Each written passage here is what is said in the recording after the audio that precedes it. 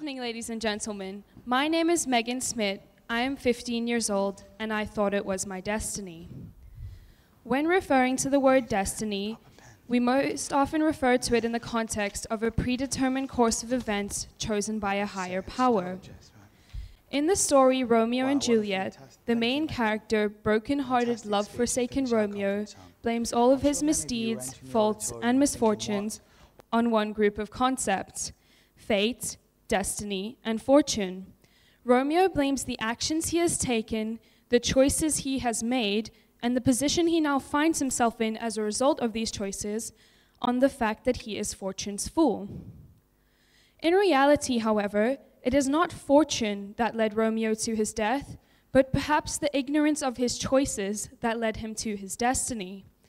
Because ultimately, it was Romeo's decision to kill his enemy Tybalt, which would trigger a series of events that would lead to his death. In life, we all find ourselves making mistakes, failing at one thing or another, being stuck in positions we don't want, and sometimes even being bitter about the goals we have failed to achieve. When asked about these failures, each and every one of us can give an explanation as to why they have occurred. Let me give you a clue. That reason is never ourselves. That reason is a lack of money, a teacher who couldn't teach, or in Romeo's case, destiny.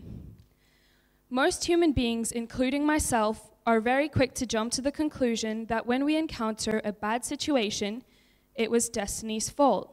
We refer to the term "it was meant to be" to describe our actions. There are, of course, always factors that can affect how our lives turn out. Luck, for instance. We do not make the choice to win the lottery. However, where our choice as an individual then comes in is buying the lottery ticket in the first place. When put in a bad situation, any situation in fact, good or bad, we have the choice to decide which way we want to go. You can either be a child from the ghetto who gets into knife fights, joins a gang, and ends up in jail at the age of 16. This, of course, being an extreme example. Or you can be a child from the ghetto who works extremely hard to land a somewhat insignificant job at a local radio station and eventually become one of the world's most powerful people. The person who made the second choice was Oprah Winfrey, a woman who started with nothing and who now arguably has everything she could not have even imagined having as a child growing up in the poverty of Mississippi.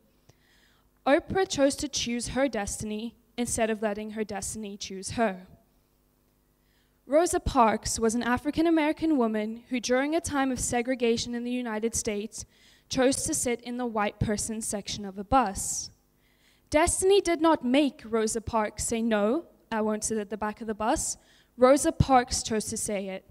And in those few words, she did not only change her own life, but Rosa Parks changed the destiny of many other people's lives.